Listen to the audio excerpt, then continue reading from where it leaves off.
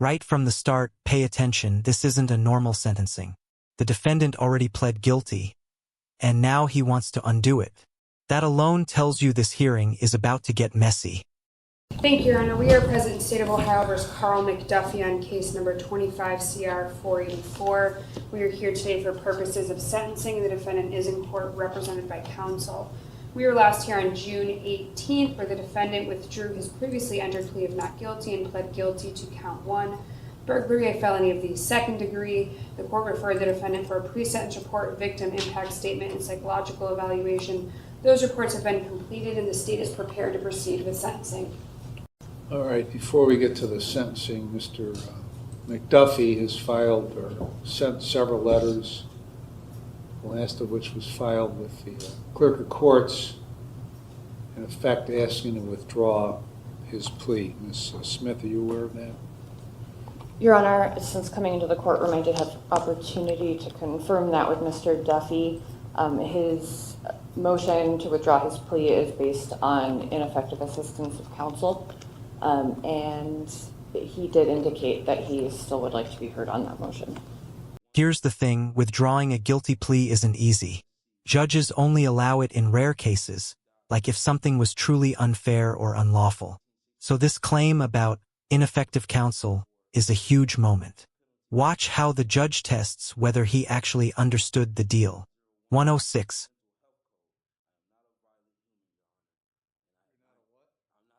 His motion to withdraw his plea is based on ineffective assistance of counsel, and he did indicate that he still would like to be heard on that motion. Okay, Mr. McDuffie, you want to withdraw your plea, is that correct? Yes. What do you want to say about that in support of that motion? Well, I hear about this case to be dismissed due to the facts I, Carl McDuffie, was misled and was promised that I would be doing probation time towards an F2 burglary. And not knowing about the case and the counsel, never read the discovery, always felt rushed and never understood nor have any F1 through F5 upon me of any state. I'm asking for time to be served for 146 days as being credit. I have not taken my mental health medication, so I have not understood the plea deal of an F2, which is now I understand that is due to 2 to 8 years mandatory prison time. And I was promised probation, which the F5 was thrown out, and for me to accept burglary for theft, which I've never intended to take, steal, or rob anyone or anything. But I did yell through a window, and I was going through a breaking and entry that was in the daylight, and through the law of 1092 federal laws of 28 USC section 191.5 US 47 1961 revised code of a 4734.99 penalty misdemeanor in the 4th degree and 2937.011 in a mental health code. Notice how he starts piling legal codes, numbers, and random statutes. This is a common courtroom tactic when defendants try to overwhelm the judge with technical terms, but judges see through it instantly. What do you think? Confusion, strategy, or panic? I am not a violent human, Your Honor. And You're not a what? I'm not a violent human. Violent? No, I'm not violent, no. And I never intended to do anything to harm anyone in this situation.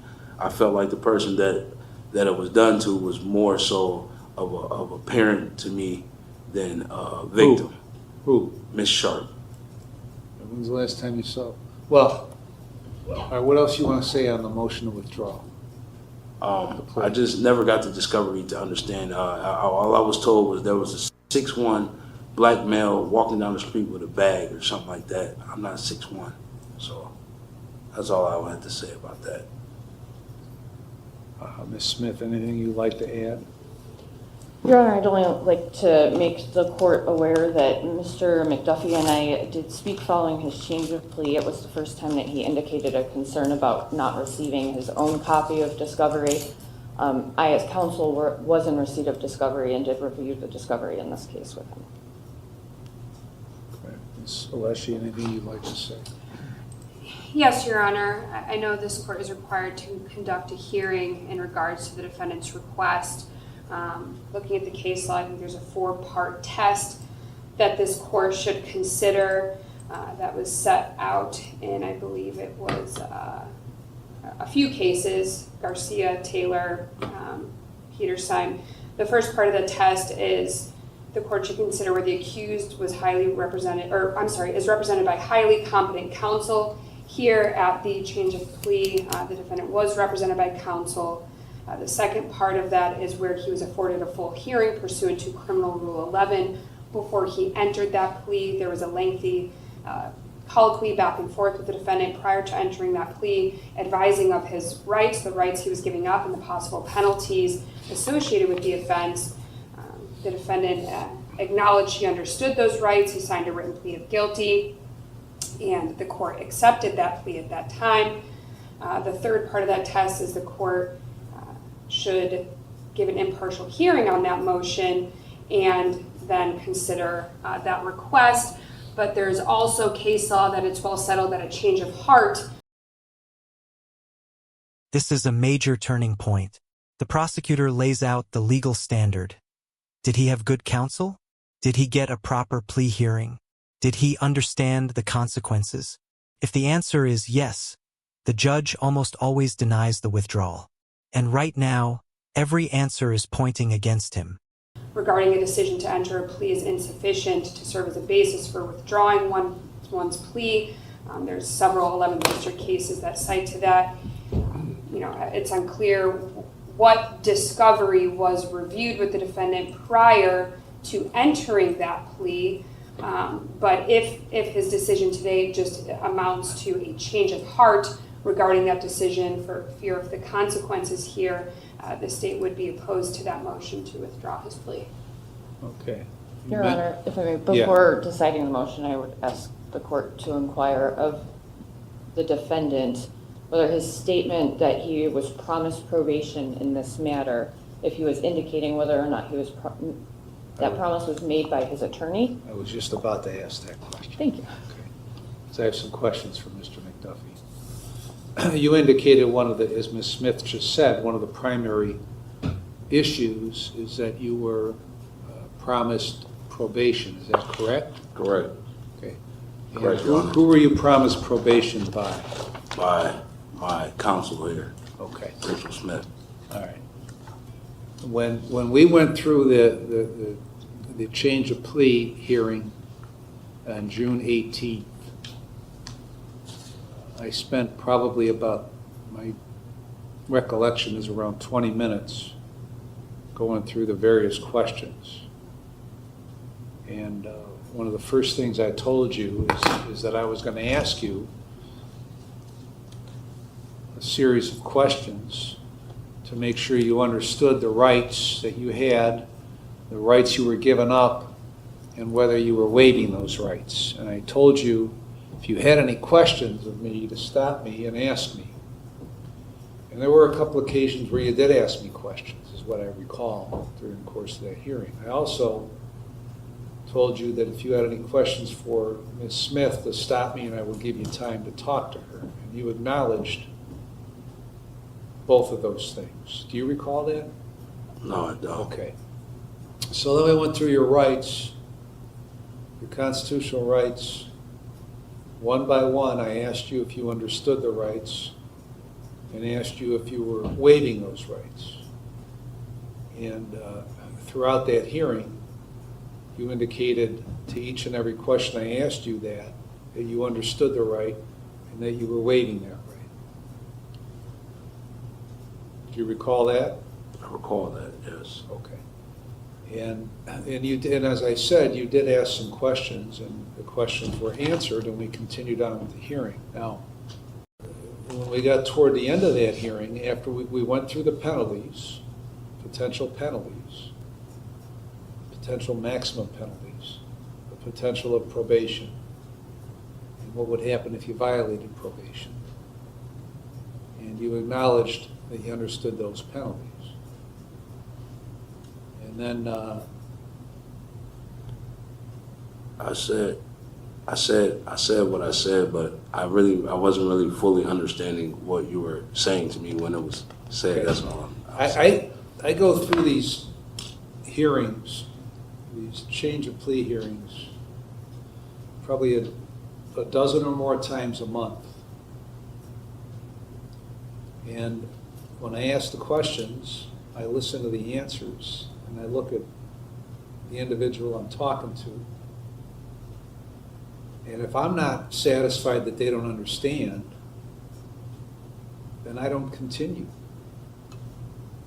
If they give an answer that they do understand, but they don't want to waive the right, then I don't continue. If a recitation of the facts occurs, as happened in this case by Ms. Alessi, the next question I ask of counsel is whether they have anything to add to the facts. And then once that's resolved, then the next question I ask you, and what I asked you, is whether you agreed with those facts. And if you say no, then I don't continue, and we just go along with the trial date. If you say yes, and I'm satisfied that you agree, and that you acknowledge that you did what was represented by the recitation of facts, then I accept the plea. Okay. All right. Now, if you believe that because you're entering a plea, if that would cause me to automatically be lenient on you. Okay. One of the things I ask you next is whether anybody promised you what I would sentence you to in this case. And when I asked you that question, you said no. After that, because if you had said yes, then we would have had another discussion. Okay. Right. That's why I didn't understand. I didn't understand that. And then the next question I ask is, do you understand that at the time of sentencing, I do not have to accept the recommendation made by either the prosecutor or by your lawyer? And you said yes. Then I don't have, and I asked you if you understood, I don't have to accept those recommendations. Understandable. Okay. And your main concern today seems to be that Ms. Smith promised you would be on probation, and that you didn't receive and didn't discuss with her all the discovery. Now, Ms. Smith has been a lawyer for a period of time, and she's been in this court over the past year multiple times, and just finished a trial yesterday after a couple of days. And in my view, she's a very good, very competent, very thorough lawyer. And so when you say that she didn't share this information with you, that's contrary to everything I've seen with her. Okay. You're kind of intimating that for some reason she hid stuff from you in order to get you to plea. And that's not my experience with her, so I don't think that's a credible statement on your part.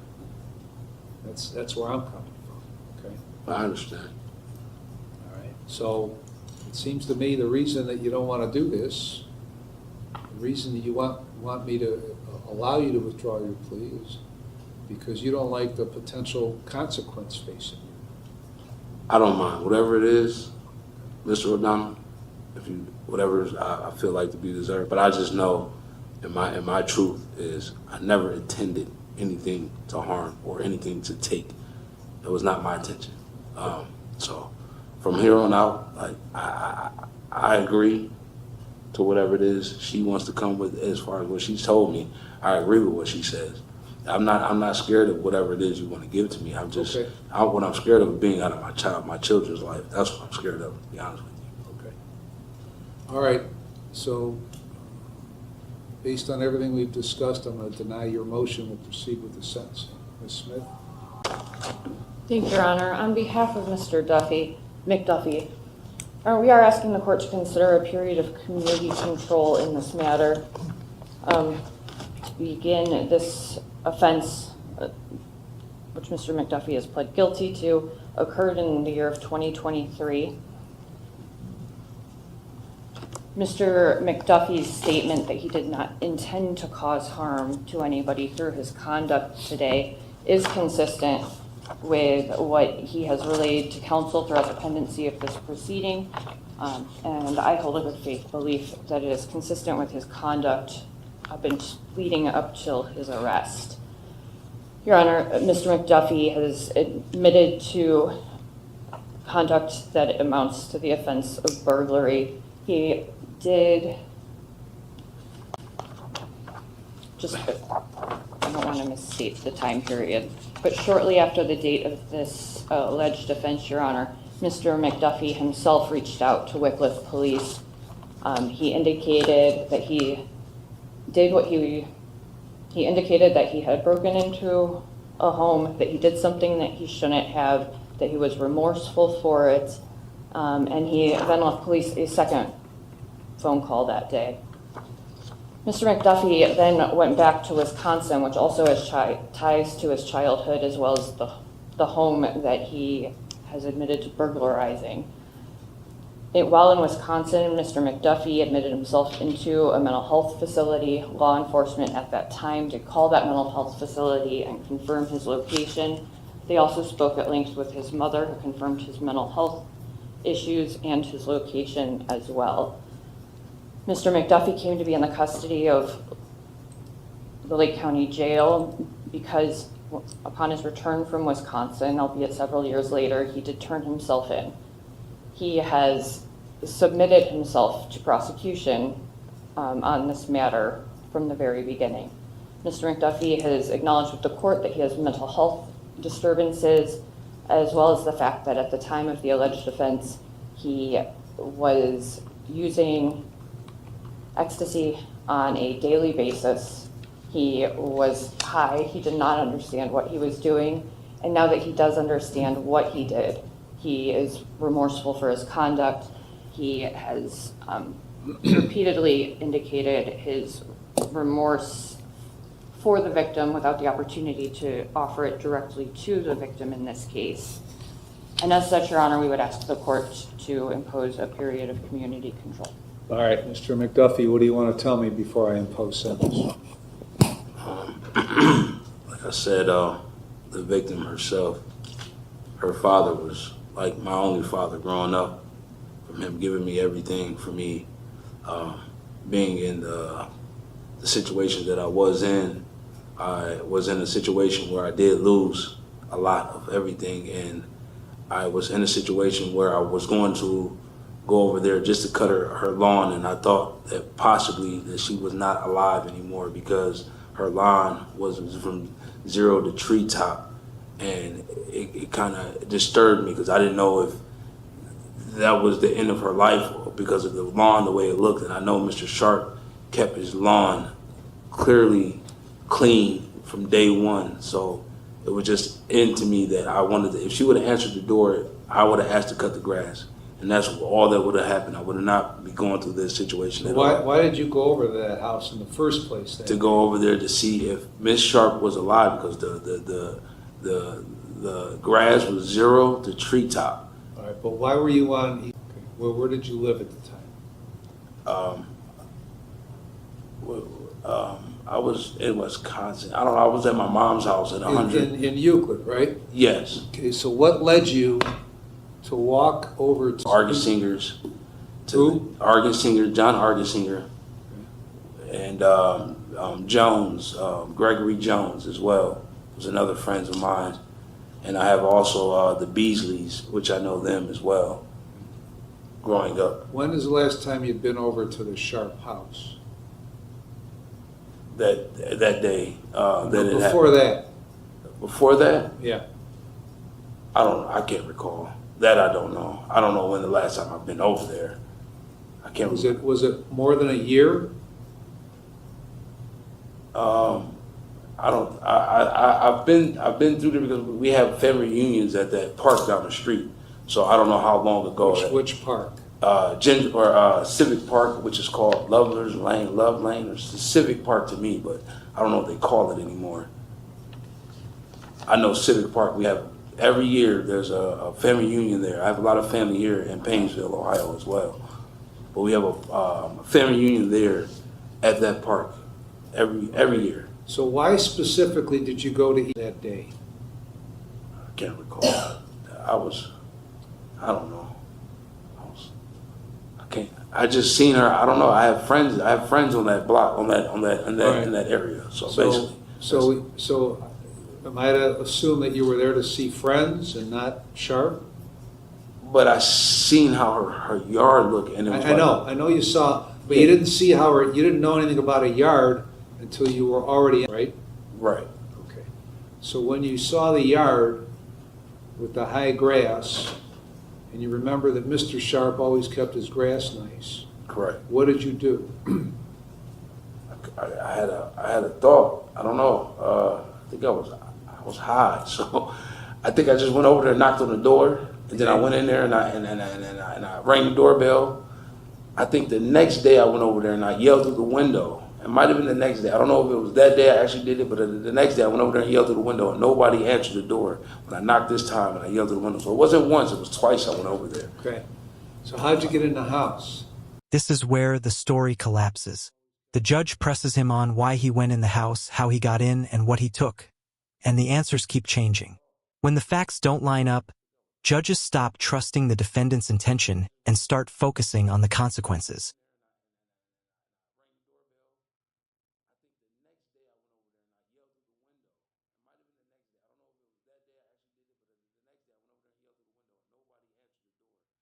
So how'd you get in the house?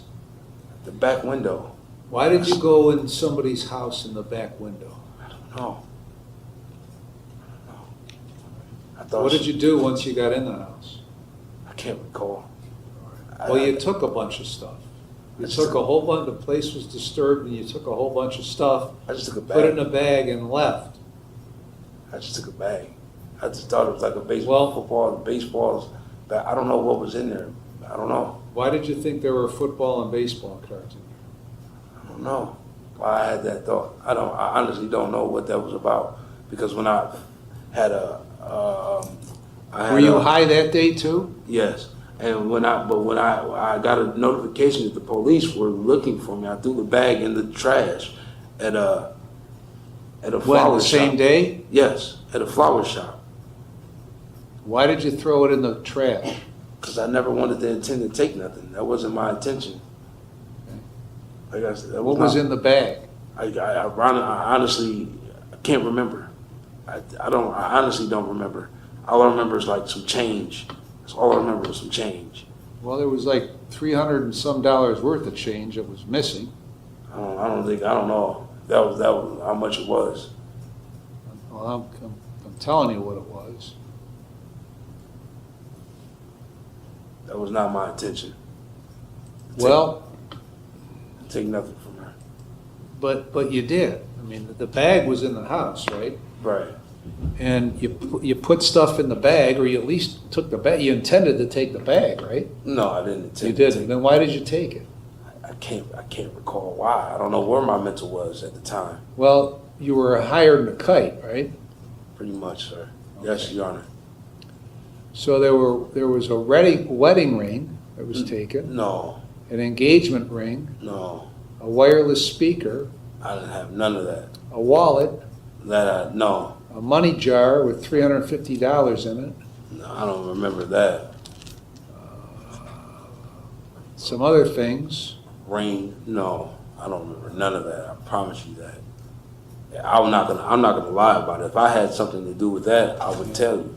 Well, I'll tell you. Ms. Sharp is indicating there was, the best she could figure was that $4,158 value of items were taken. No, I never. Yeah, that's what she's saying. Well, I never seen that. I didn't see that. Well, you just told me you didn't know it was in the bag, you just threw it in the trash. Yeah. So if that's what she indicated, then that's not what my intention was. Never to take $1 from her at all. I didn't know that. What was, you keep talking about your intention. What was your intention when you went in Cut the her back grass. window? If she would have answered the door, it would have been all about cutting Okay. the grass. That's all it would have been. What was your intention? Because the window was only open about this much with a screen on it. You removed the screen, put it on the ground, opened up the window and got in the window. What was your intention going in there?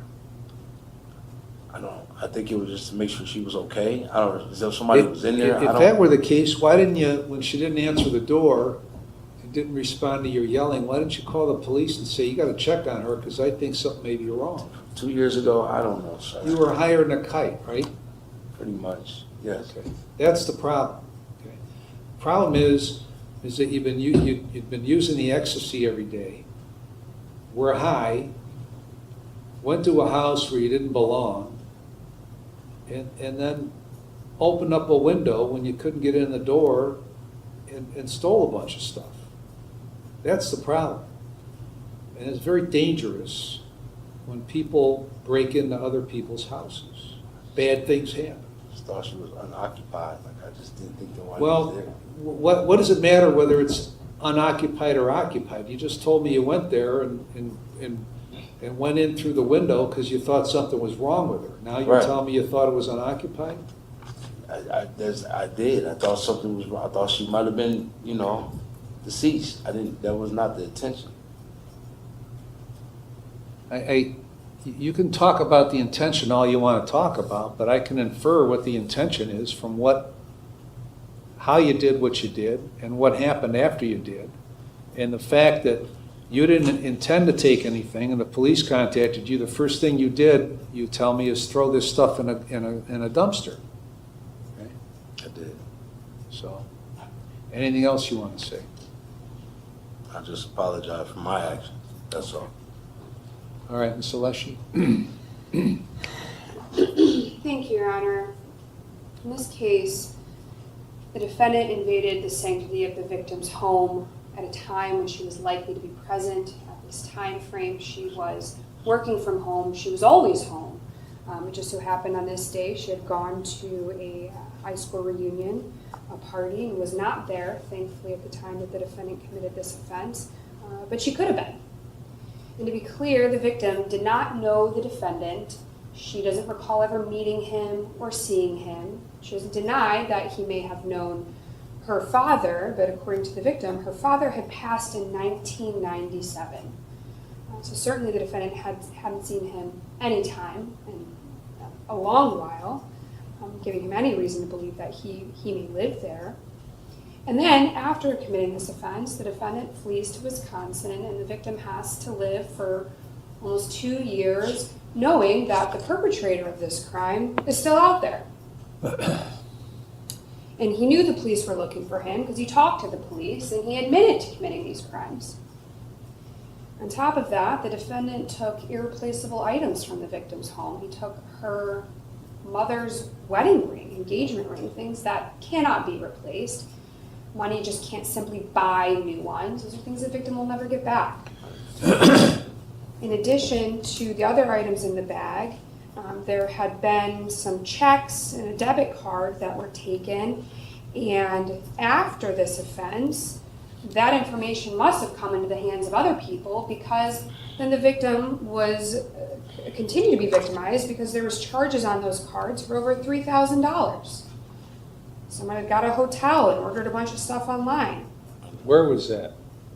Where did that occur? Yeah. Where did the use of the card occur? The use on the card, the 8 Loft Hotel was rented in downtown Cleveland. Okay. And there was a lot of stuff ordered online. A police report was made to the Wycliffe Police Department. They were unable to identify a suspect in those crimes, or at least make an arrest. I'd submit to the court the defendant's not remorseful. His recitation of the facts that I think this court has already picked up on is not believable and is illogical. He didn't come to the victim's home with a lawnmower. He climbed in the back window believing someone was hurt instead of simply calling 911 or knocking on the door. And then once inside, seeing it's fully furnished, he didn't immediately leave. He took things. The defendant has a lengthy criminal history, including 6 convictions as a juvenile, several convictions as an adult, including multiple probation violations resulting. He had 2 separate prison terms. No, I don't. Most recently, he was released November of 22, and even now he has an outstanding warrant out of Milwaukee County in Wisconsin for a theft offense. So the state is asking prison. prison is appropriate here given the defendant's conduct in this case and the defendant's criminal history. As of today, he has 118 days of credit. Okay, I think I've got one from the PSR. It looks to me like one prison sentence that when you mentioned when he got out in November of 22. Is there something I'm Well, missing? when I'm looking at it, it appears in the 2019 case for bail jumping felony. He received 18 months prison, and then in 21 out of Racine County, I see another 18 months state prison. No. And then I believe in the summary, even from probation, it even has he has previously been sentenced to prison 2 times. Okay, I see it now. No. I see it. Not facts. All right, I have reviewed the pre-sentence report and the psychological evaluation as well as a victim impact statement. I've considered what Mr. McDuffie has had to say, what counsel has had to say. I have considered all the provisions of 29, 29, 11, 12, and 13. There is a presumption that a prison sentence should be imposed in this case. And as outlined in the pre-sentence report, there's a long criminal history, a lot of drugs, a lot of theft,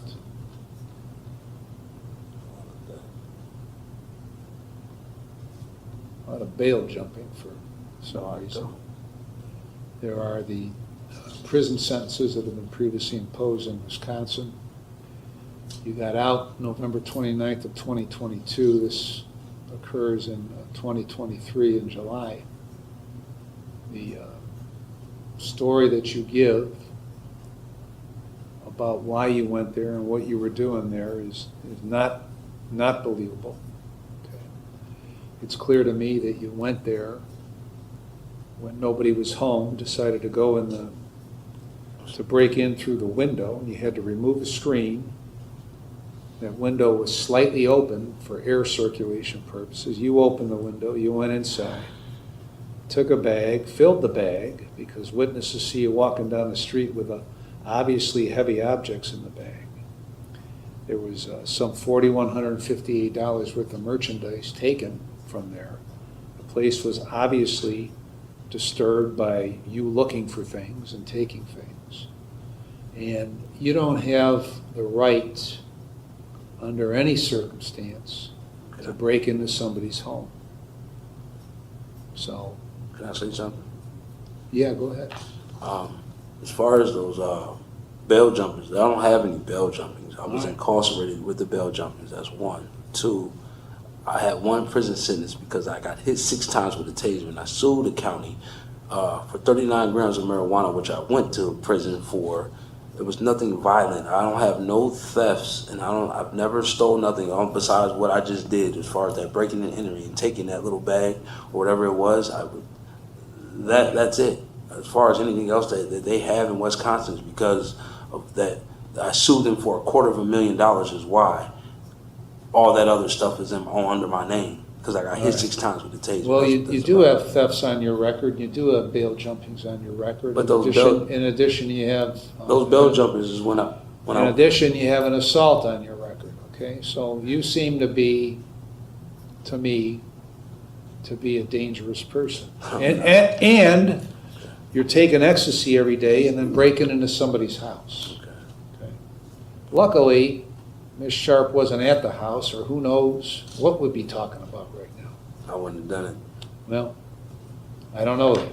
Okay, your record doesn't discount that possibility. I've never assaulted anyone, and the most bail jumpings I was incarcerated with those bail jumpings.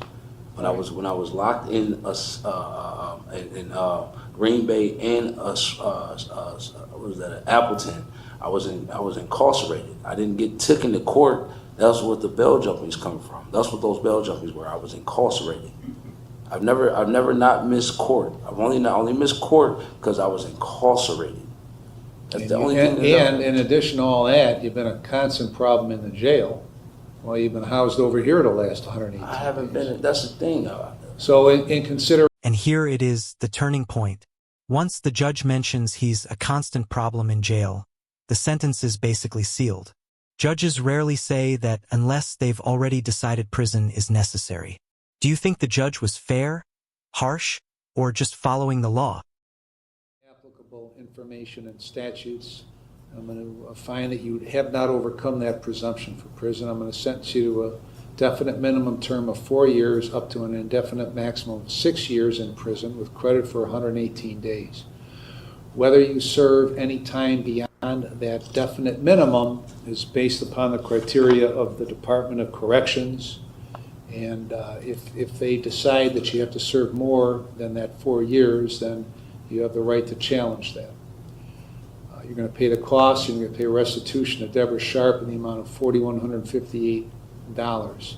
When you are released, as part of this sentence, you'll be placed on post-release control for at least 18 months up to 3 years under the direction of the parole authority. They will place conditions on you. If you violate the conditions, the parole authority could return you to prison for up to 9 months for each of your violations, up to 1/2 of my sentence. If your violation of post-release control is a new felony, then you could get an additional consecutive prison sentence for the violation, the maximum of which is the greater of 12 months or the time you have left under post-release control. The remaining charge is dismissed. Anything else, Ms. Alessi? No, Your Honor, thank you. Ms. Smith? Nothing at this time, Your Honor.